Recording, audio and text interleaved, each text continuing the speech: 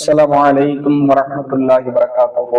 கண்ணியமிக்க எல்லாம் வல்ல ஏக இறைவனின் அடியார்களே, அன்பார்ந்த சகோதர சகோதரிகளே, பெரியவர்களே, தாய்மார்களே, அல்லாஹ்வுடைய பேரருளால் இரவு தொழுகையை நிறைவேற்றிவிட்டு இந்த மார்க்க சொற்பொழிவு நிகழ்ச்சியில் நாம் இங்கு அமர்ந்திருக்கிறோம். நாம் இங்கு எந்த நோக்கத்திற்காக அமர்ந்தோமோ அந்த நோக்கத்தின் நன்மையை வல்ல இறைவன் நமக்கு வழங்க வேண்டும் என்ற பிரார்த்தனையோடு இந்த உரையை ஆரம்பிச்சிருக்கிறேன்.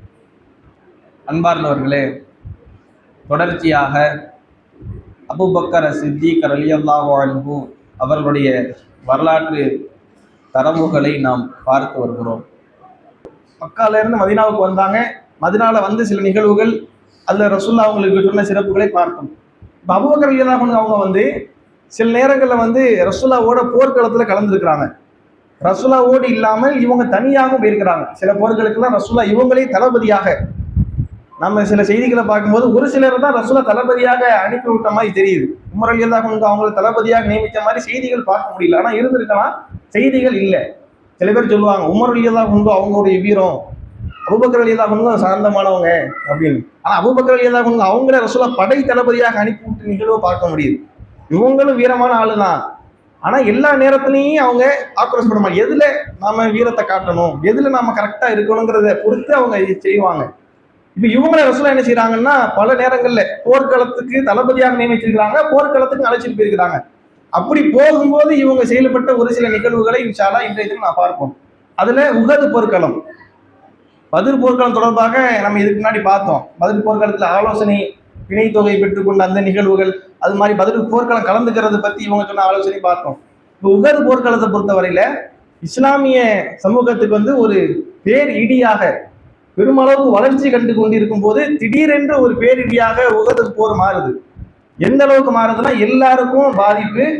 நபியே கொல்லப்பட்டு விட்டார்கள் என்று வதந்தி பரவிட்டு, முகமது கொல்லப்பட்டுட்டாரு, தளபதியே இல்லை என்ற அளவுக்கு வதந்தி கிளம்பிட்டு, அதனுடைய வெளிப்பாடு எப்படின்னா, அபூ சுஃபியான் பிற்காலத்துல இஸ்லாத்துக்கு வந்துட்டாங்க. ஆனா இஸ்லாத்துக்கு வர்றதுக்கு முன்னாடி அவர் ஒரு கர்ஜனையை வெளிப்படுத்துறாரு. உங்களுடைய படையில் முகமது இருக்கிறாரா, அப்துல்லாவின் மகன் முகமது இருக்கிறாரா? யாருமே பதில் சொல்லல, அமைதியா இருக்கிறாங்க. ரசூலுல்லாஹ் பதில் சொல்லக்கூடாதுன்னு சொல்லிட்டாங்க.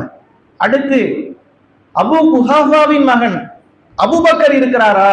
ஏன்னா இவங்க தான் முக்கியமான ஆட்க, அதையெல்லாம் குறிப்பிட்டு கேட்கிறாங்க. அடுத்து கத்தாபின் புதல்வர் உமர் இருக்கிறாரா? யாரும் பதில் சொல்லல.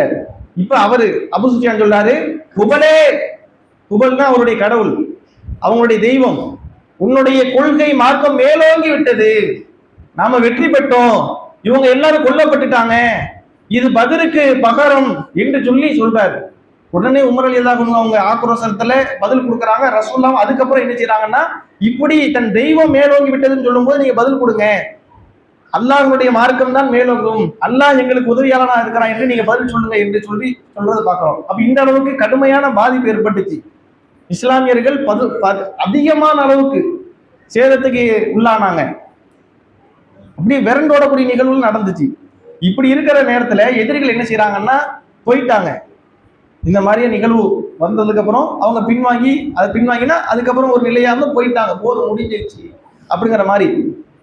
இவன் போகும்போது அவங்க சபையில உள்ளவங்க வந்து, நீங்க முகமதை வந்து கொல்லாமல் விட்டு வந்துட்டீங்க, முகமதை உயிரோடு நீங்க போனது முகமதை வந்து தீர்த்து கட்டியிருக்கணும், ஆனா நீங்க கொல்லாம விட்டுட்டு வந்துட்டீங்க, அவங்களுடைய பெண்களை எல்லாம் நீங்க அழைச்சிட்டு சிறை கைதிகளா பிடிச்சிட்டு வராம விட்டுட்டு வந்துட்டீங்க இப்படின்னு சொல்லி அவங்க பேசிக்கிறாங்க. இப்படி பேசும்போது அவங்க திரும்பி வரணும், திரும்பி வர்றதுக்கு முற்படுறாங்க. இந்த தகவல் ரசூலுல்லாஹ்வுக்கு கேட்கப்படுது, தெரிவிக்கப்படுது. அப்ப ரசூலுல்லாஹ் என்ன செய்யறாங்கன்னா, சஹாபாக்கள் ரெடி பண்றாங்க. ஆனா இவங்க தான் இதுக்கு முன்னே என்ன செஞ்சாங்கன்னா, அந்த போர்க்களத்துல பின்வாங்கி போனாங்க. நிறைய சஹாபாக்கள் பின்வாங்கி போயிட்டாங்க. இது அல்லாஹ்வும் சொல்லி காட்டுறான். ஆனா அதுக்கு பிறகு, நமக்கு ஏற்பட்ட துன்பத்திற்கு பிறகு இவங்க என்ன சொல்றாங்கன்னா, அல்லாஹ்வுடைய தூதர் வந்து நீங்க போங்க, இவங்களை துரத்தி கொண்டு வாங்க என்று சொல்லும் போது ஒரு 70 நபி தோழர்கள் அதுல முன்னாடி போறாங்க வீரமாக. அல்லாஹ் இத குர்ஆன்ல சிலாகித்து பேசுகிறார். அல்லதீன இஸ்தஜாபு லில்லாஹி வ ரசூல், இவங்க அல்லாஹ்வுக்கும் அல்லாஹ்வுடைய தூதருக்கும் பதிலளித்தார்கள். மின் பஅதி மா அஸாபஹும் கர், இவர்களுக்கு கடுமையான துன்பம் பாதிப்பு ஏற்பட்டு விட்டது. உகதுல பெரிய அடி இடி விழுந்துட்டு, ஆனாலும் கூட அல்லாஹ்வுடைய தூதர் சொன்னதுக்காக வேண்டி பதிலளித்தார்கள். அல்லாஹ் இவர்கள் செய்த அந்த உதவியில அருள்ல இவங்க மகிழ்ச்சி அடைகிறாங்க என்று சொல்லி அல்லாஹ் சிலாகித்து பேசுறான். அதுல ஒருவராக யார் இருந்தாங்கன்னா அபூபக்கர் ரலியல்லாஹு அன்ஹு. ரசூலுல்லாஹ் போங்கன்னு சொன்னாங்களா இல்லையா? அப்ப அபூபக்கர் ரலியல்லாஹு அன்ஹு அவங்க என்ன செய்யறாங்க, இந்த 70 பேர்ல ஒரு நபராக இருந்து களத்துல வீரமாக போரிடுறாங்க. இதை யார் சொல்றாங்கன்னா ஆயிஷா ரலியல்லாஹு அன்ஹா அவங்க சொல்றாங்க. இதை யார்கிட்ட சொல்றாங்கன்னா இவங்களுடைய சகோதரி அஸ்மா இருக்காங்களா இல்லையா, அவங்களுடைய பிள்ளை உருவா, இந்த மாதிரி உன்னுடைய பாட்டனார் என்னுடைய தந்தை அபூபக்கர் அந்த 70 பேர்ல ஒரு ஆளு, அதே போல உன்னுடைய தந்தை அவரும் இதுல ஒரு ஆளு, 2 பேர் என்ன செஞ்சாங்கன்னா அப்படின்னா அஸ்மாவுடைய கணவர் 2 பேர் என்ன செஞ்சாங்கன்னா இந்த பதில் ரசூலுல்லாஹ் சொன்னதுக்காக வேண்டி கலந்து கொண்டாங்க. அப்ப அந்த அளவுக்கு இவங்க என்ன செஞ்சாங்கன்னா வீரமாக போரிட்டார்கள் உஹது போர்க்களத்தில் என்பதை பார்க்க முடிகிறது. அதே போல அதுக்கப்புறம் பல போர் அல்லது ஒப்பந்தம் அது மாதிரியான நிகழ்வு. ஹுதைபியா உடன்படிக்கை. ஹுதைபியா உடன்படிக்கை என்னன்னா, இப்ப ரசூலுல்லாஹ் மக்காவுக்கு வர்றாங்க, மக்காவை விட்டு விரட்டப்பட்டு அதுக்கப்புறம் ரசூலுல்லாஹ் முதல்ல மக்காவுக்கு வர்றாங்க. எதுக்குன்னா உம்ரா செய்யறதுக்காக வேண்டி வரும்போது சஹாபாக்கள்னா நாம மிக விரைவில் காபாவை தவாப் செய்வோம் அப்படின்னு சொல்லிட்டு தான் கூட்டிட்டு வர்றாங்க. கூட்டிட்டு வந்தா இங்க குறைஷிகள் மக்காவுக்குள்ள அவங்கள வர விடாத மாதிரியா தடுக்கிறாங்க. அதுக்கப்புறம் நிறைய பிரச்சனைகள் நடக்குது. சரி 2 பேருக்கு மத்தியில ஒரு ஒப்பந்தம் போடுவோம் அப்படின்னு சொல்லி ஹுதைபியா ஒப்பந்தம் என்று சொல்லுவாங்க. வரலாற்றுல இஸ்லாமிய புரட்சிக்கு மிக முக்கியமான ஒரு நிகழ்வாக இது அமைஞ்சிச்சு. மக்காவை வெற்றி கொள்றதுக்கு இதுதான் அடிப்படை. இப்ப இந்த உரையாடல்ல இந்த ஒப்பந்தத்துல குறைஷிகள்ல இருந்து ஒருவர் அப்புறம் ரசூலுல்லாஹ் 2 பேரும் பேசுறாங்க. என்ன பேசுறாங்க? ஃபர்ஸ்ட் ஒப்பந்தம் எழுதணும், பிஸ்மில்லாஹிர் ரஹ்மானிர் ரஹீம். இப்ப ரசூலுல்லாஹ் சொல்றாங்க, அளவில்லா அருளாளன் நிகரில்லா அன்பாளன் அல்லாஹ்வின் பெயரால்.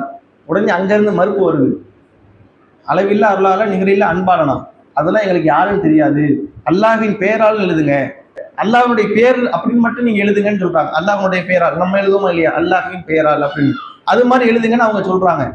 சரி ஒன்றும் பிரச்சனை இல்லை, ஆனா அல்லாஹ் நிகரற்ற கருணையுடையவன் தான், அளவில்லா அருளாளன் தான், இருந்தாலும் நீங்க சொல்றதுக்காண்டி நம்ம அதை நீக்கிடுவோம்னு அதை நீக்கிறாங்க. அடுத்து முகமது ஸல்லல்லாஹு அலைஹி வஸல்லம் அவர்கள் கூறுவது அப்படிங்கிற மாதிரி வாசகம் வருது.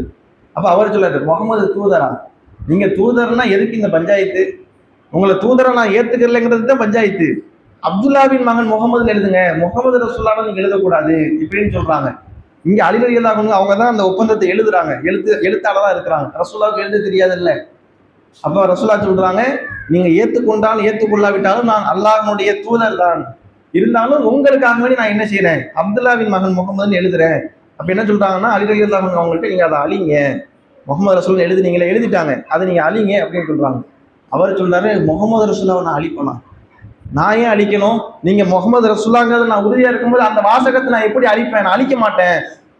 அப்ப ரசூலுல்லாஹ் அதை எங்க இருக்குன்னு காட்டுங்கன்னு சொல்லி அவங்களும் என்ன செய்யறாங்கன்னா அதை அழிக்கிறாங்க. அப்துல்லாவின் மகன் முகமதுன்னு அவங்க எழுத சொல்றாங்க, அதை அழிச்சிட்டு.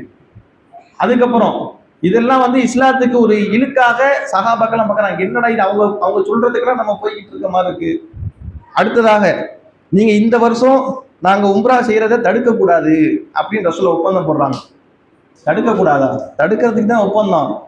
இந்த வருஷம் நீங்க உம்ரா செய்யக்கூடாது, நீங்க வேணா அடுத்த வருஷம் வாங்க, நீங்க இந்த வருஷம் உம்ரா செய்ய வந்துட்டீங்கன்னா உங்களுக்கு நாங்க பணிஞ்சு போன மாதிரியே அரபுகள்கிட்ட பேச்சு வந்துடும், அதனால இந்த வருஷம் நீங்க உம்ரா செய்யக்கூடாது, அடுத்த வருஷம் உம்ரா வைப்பாங்க. அப்ப ரசூலுல்லாஹ் சொன்ன எதையுமே அவங்க ஏத்துக்கல பாருங்க. ரசூலுல்லாஹ் ஃபர்ஸ்ட்ல இருந்து ஒவ்வொன்றா போடுறாங்க, எதையுமே ஏத்துக்கல. சஹாபாக்கெல்லாம் கொந்தளிக்கிறாங்க. அடுத்ததாக இஸ்லாத்தை ஏற்றுக்கொண்டு யாராவது மதீனாவிற்கு வந்தால், ஹிஜ்ரத் பண்ணி வந்தா நீங்க அவங்களை எங்கள்கிட்ட திருப்பி அனுப்பிடணும் இப்படின்னு ஒப்பந்தம் போடப்படுது. அப்ப சஹாபாக்களுக்கு இதை ஏத்துக்கவே முடியல. இஸ்லாத்தை ஏற்றுக்கொண்டு ஒருவர் மதீனாவுக்கு வந்தா நாங்க ஏன் திருப்பி அனுப்பணும், அவர் உங்க நாடு பிடிக்கலன்னு இஸ்லாத்தை ஏற்றுக்கொண்டு எங்கள்கிட்ட வந்துட்டாரு, அப்புறம் நாங்க ஏன் திருப்பி அனுப்பணும் என்று எல்லாரும் கொந்தளிக்கிறாங்க. ஆனா ரசூலுல்லாஹ் அவங்க சொன்ன எல்லாருக்கும் எஸ் ஓகே அப்படின்னு போட்டுறாங்க. ஏன்னா இதுதான் மக்காவோ வெற்றிக்கு வழியாக இருக்க போகுது. இப்படி ஒப்பந்தம் போட்டு அதை அவங்க மீறினதுக்கு அப்புறம் தான் ரசூலுல்லாஹ் மக்காவை நோக்கியே போருக்கு போறாங்க. ஆனா சஹாபாக்களுக்கு அந்த இதெல்லாம் தெரியாது இல்ல, முன்னாடி உள்ள மறைவான விஷயங்கள்லாம் அவங்க இதை எதிர்க்கிறாங்க. அப்ப உமர் ரலியல்லாஹு அன்ஹு கடுமையா கொந்தளிக்கிறாங்க. போய் அல்லாஹ்வுடைய தூதர்ட்ட, நீங்க உண்மையிலேயே அல்லாஹ்வுடைய தூதர் தானே, நம்ம சத்திய மார்க்கத்திலேயே அவங்க அசத்திய மார்க்கத்தில் இருக்காங்க தானே, அப்படி இருக்கும்போது இந்த ஒப்பந்தத்தை நீங்க ஏன் ஏத்துக்கிறீங்க, நீங்க இந்த ஒப்பந்தத்தை ஏத்துக்கிற கூடாது, நாம இதுல இஸ்லாத்துக்கு இழுக்கு ஏற்படுத்தக்கூடாது அப்படின்னு சொல்றாங்க. அப்ப ரசூலுல்லாஹ் என்ன சொல்றாங்கன்னா, இல்ல நான் அல்லாஹ்வுக்கு மாறு செய்ய மாட்டேன், அல்லாஹ் எனக்கு எதை சொன்னாலும் அதைத்தான் நான் செய்வேன் என்று அவங்க சொல்லி இது சரிதான், இது நமக்கு நன்மைன்னு சொல்றாங்க. உடனே அபூபக்கர் ரலியல்லாஹு அன்ஹு அவங்கள்ட்ட போறாங்க. அவங்கள்ட்ட போனா அவங்கள்ட்ட இதே மாதிரி, அபூபக்கர் நாம உண்மையிலேயே சத்திய மார்க்கத்தவங்க இருக்கிறோம், நாம ஏன் இப்படி பணிஞ்சு போகணும்? ஏன்னா எல்லா சஹாபாக்களுமே அதுக்கு முரண்பட்டு நிக்கிறாங்க. எந்த அளவுக்கு முரண்பட்டு நிக்கிறாங்கன்னா, ரசூல்லா போய் நீங்க எல்லாரும் உங்க பலிப்பிராணி இங்கே பலி கொடுத்து மொட்டை அடிச்சுக்கிறீங்கன்னு சொல்றாங்க. உம்ராவுக்கு போகும்போது உள்ள செயலை இங்க செய்யுங்கன்னு. ஒரு ஆளு கூட நகரல. ரசூல்லா பேச்சை யாராவது மீறுவாங்களா? மீற மாட்டாங்க. ஆனா அந்த தருணத்துல ரசூல்லா சொல்லும் போது யாருமே மொட்டடிக்க போகல, யாருமே போக மாட்டேங்கிறாங்க. ரசூல்லா சொன்னது கேட்க மாட்டேங்கிறாங்க. மொட்டடிக்க போக மாட்டோம், இது சரியான ஒரு நிலைப்பாடு இல்லை என்று சொல்றாங்க. அப்படிப்பட்ட தருணத்தில் அபூபக்கர்கிட்ட போய் இவங்க சொல்லும் போது, கத்தாபின் புதல்வரை உமரே, ரசூல்லா அல்லாவுக்கு மாறு செய்வாங்களா? செய்ய மாட்டாங்க. அவங்க செஞ்சா அது சரியா தான் இருக்கும், அதுல ஒரு காரணம் இருக்கும், அது நமக்கு தெரியாது, அவங்க செய்யறது சரிதான் என்று அந்த நேரத்திலும் அபூபக்கர் ரலியல்லாஹு அன்ஹு அவங்க தான் என்ன செய்யறாங்கன்னா ரசூல்லாவுக்கு ஆதரவா இருக்கிறாங்க. அதுக்கப்புறம் அவங்க மனைவியில ஒருவங்க என்ன செய்யறாங்கன்னா, ரசூல்லா நீங்க முதல்ல மொட்டை அடிச்சுக்கிறீங்க, நீங்க மொட்டை அடிச்சுன்னா அதுக்கப்புறம் மக்கள் மொட்டை அடிச்சிருவாங்க, ஏன்னா அவங்க அதிருப்தியில இருக்கிறாங்க, நீங்க அதை செய்யுங்க அதுக்கப்புறம் மக்கள் செஞ்சிருவாங்க. ரசூலா மொட்டை அடிச்சதுக்கு அப்புறம் எல்லாரும் என்ன செய்யறாங்க, முடியை குறைச்சிக்கிறாங்க, மொட்டை அடிச்சுக்கிறத பார்க்கணும். அப்ப இந்த செயல்ல நம்ம என்ன பார்க்க முடியுது? அபூபக்கர் ரலியல்லாஹு அன்ஹு அவங்க ரசூல்லாவுக்கு எந்த கட்டத்திலையும் மாறு செஞ்சல. மற்றவங்க எதிர்ப்பு தெரிவிக்கும் போது கூட ரசூல்லாவோடயே இருந்திருக்காங்க, ரசூல்லாவுடைய கருத்தை முழுமையாக அங்கீகரிச்சிருக்கிறாங்க.